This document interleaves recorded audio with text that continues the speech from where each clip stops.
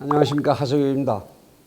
채널 24K 이 시간에는 대통령께 아뢰오 정상 외교에는 무게가 있어야 하는 것입니다 라는 얘기를 한번 해볼까 합니다. 하루가 멀다 하고 터져나오는 이 사회의 논란거리의 중심에 항상 대통령이 서 있다라는 것은 그렇게 썩 반가워할 일은 아닐 것입니다. 그런데 또다시 요즘 대통령의 이야기가 시중에 요란합니다. 이번에는 대통령의 외유가 논란이 되고 있는데요.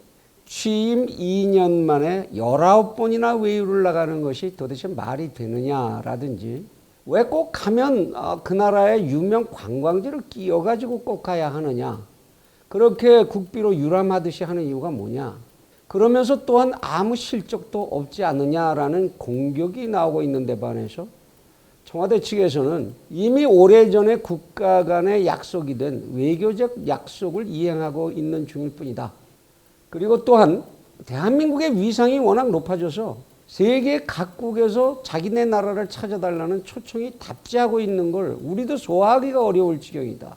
그리고 그쪽에 유명 관광지가 들어가는 것도 우리가 선택한 것이 아니고 초청국에서 편성을 해서 넣은 것을 우리가 어쩌겠느냐, 뭐 이런 해명이 서로 마주서고 있는 그런 모습입니다. 물론 대통령이 상대 국가를 직접 방문해서 해결해야 되는 일들, 그런 일들이 많죠. 그리고 그렇게 정상끼리 해결해야 할 일이 우리나라에 유난히 많을 수도 있을 것입니다. 그렇게 문제가 많아서 그것을 해결하러 대통령이 부지런히 다닌다고 하는데야 정상외교의 횟수가 많다고 해서 문제가 될 것은 아니라고 할 것입니다. 또한 가는 길에 거기 관광지를 들르는 것도 그 들르는 목적이나 방법, 그리고 그 결과가 서로 쓸만하게 나온다면, 이유가 있다면 그것을 굳이 마다고 해야 할 일도 아닐 것입니다.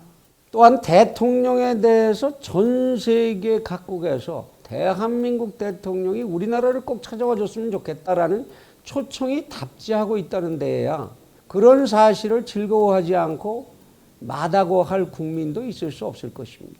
그러나 대통령의 정상 외교가 상대국에 가서 조찬 대접도 받지 못하고 수행 기자단이 폭행이나 당하고 상대 정상과 2분짜리 면담으로 끝난다든지, 상대국의 정상이 우리와 전혀 다른 의견을 우리 대통령의 면전에다 대고 해댄다든지, 우리 측에서 반대로 우리 측에서 외교적 의전에 중대한 실수를 거듭한다든지, 이런 행태가 계속된다면 이러한 정상 외교를 경고하는 그런 목소리가 나오는 것도 또한 당연하다고 할 것입니다. 또한 일국의 정상이 상대국을 국빈 방문하거나 공식 방문하거나 할 때에는 상대 국가의 사정을 제대로 알고 가야 하는 것이 당연할 것입니다. 상대 국가의 역사나 문화, 현재의 사정, 지금 가서 내가 해야 할 얘기, 그쪽에서 들어야 할 얘기, 이런 것들을 충분히 이해하고 가야 할 텐데, 그렇게 미리 질문을 준비하고 그쪽에서 답이 나왔을 때 대답을 할 수 있는 준비가 되어 있어야 할 텐데, 엉뚱한 질문을 한다거나 천편일률로 북측 달래기를 좀 도와달라는 이런 얘기를 정상들에게 호소하는 것으로 일관을 한다면 매체들의 비난을 섭섭하다고 말할 처지는 못 되는 것 아닌가 싶기도 합니다. 이번 핀란드 방문의 예를 들어보자면 우리 측에서 얻고자 했던 성과물은 두 가지에 집중됐었던 것 같습니다. 하나는 핀란드는 스타트업을 성공시킨 나라로 유명한데 그 스타트업의 성과를 어떻게 우리가 좀 공유할 수 없겠느냐, 또는 서로 노하우를 교류할 수 없겠느냐 하는 결과를 얻고자 하는 것이고, 또 하나는 헬싱키 프로세스라고 하는, 헬싱키에서 그 회합이 이루어졌기 때문에 헬싱키 프로세스라는 이름이 붙었습니다마는 유럽의 평화를 위한 협약, 그 이후에 진행된 과정들에서 우리가 무엇을 배울 수 있을 것이 있지 않을까 하는 목표를 가졌던 것 같습니다. 그런데 이러한 주제를 선택하고 그로부터 좋은 결과를 얻기를 원했다면 우리는 먼저 사전에 이 주제에 대한 연구를 충분히 하고, 이 주제에 대해서 그들이 가지고 있는 사정과 그들이 가지고 있는 역사 문화적 배경은 무엇이었는지, 이런 것들에 대해서 미리 사전에 충분히 깊이 있는 분석을 가지고 있었어야 했을 것입니다. 핀란드는 인구 550만 정도의 아주 작은 나라지요. 우리나라 인구의 10분의 1 정도밖에 되지 않는 나라입니다. 인구로 보자면. 또한 그 역사나 문화의 모든 면에 있어서 자연환경까지도 우리하고는 무척 다른 모습을 많이 가지고 있는 나라입니다. 그러한 자신들의 독특한 역사와 환경 속에서 국민들 사이의 결합의식을 유별나게 강력하게 형성하고 있는 나라인 것으로 알려져 있고요. 그러한 결속력을 바탕으로 해서 20세기 초까지도 후진국에 처해 있던 나라가 20세기 말과 21세기 초에 이르면서 급격하게 경제성장을 달성해온 나라입니다. 이런 스칸디나비아형의 경제는 사회주의 경제나 단순히 복지경제 모델이라고만 보기보다는 가족경제, 소위 오이코스 이코노미라고 하는 건데요. 가족경제 체제라고 이해를 해야 비로소 바른 이해가 빠르게 될 수 있다고 할 것입니다.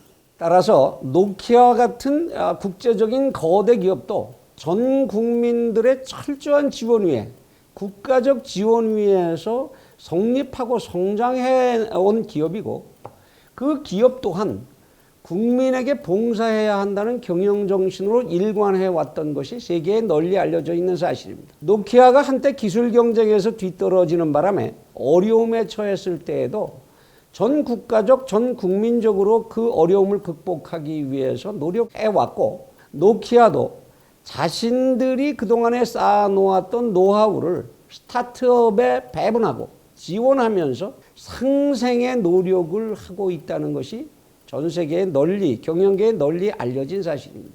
그런 나라에 가서 스타트업을 지원하는데 기득권 세력의 저항을 어떻게 극복했느냐 이런 질문을 한다면 그 질문은 엉뚱함을 넘어서 무지를 드러내거나 심지어 결례라고까지 간주될 수 있는 것은 아닌지 모르겠습니다. 또한 헬싱키 프로세스라는 것도 1975년에 유럽안전보장협력회의 그 결의안으로 채택된 건데요. 냉전체제의 종식을 위해서 공산사회 내의 인권을 신장하고 범유럽적인 안보협력체제를 구축하는 데에 목적이 있었던 것입니다. 결국 이 과정을 통해서 구소련과 동유럽 공산권의 해체를 가져온 그러한 평화 프로세스였던 것입니다. 이러한 사례가 한반도에 어떻게 적용될 수 있다고 생각하신 것인지 이제부터 그럼 우리는 중국과 북측의 인권 개선에 나설 것이고 그리고 동북아의 공산체제 해체를 추진하시겠다는 것인지 언뜻 이해가 가지 않습니다. 어떻게 지금 동북아에 우리 한반도를 두 개의 나라라고 했을 때 동북아를 둘러싼 6개의 나라 또는 그 이상의 나라들이 안보협력체제를 구축할 수 있다고 생각하시는 것인지 사전에 이러한 이야기를 위해서 준비된 거라고는 평화라는 개념 그것 하나밖에 없었던 것이 아닌지 양측이 얘기하는 평화와 그것을 달성하는 방법이 도무지 인연이 닿을 것 같지 않은 이야기를 이렇게 쉽게 해도 되는 것인지 선뜻 이해가 가지를 않습니다.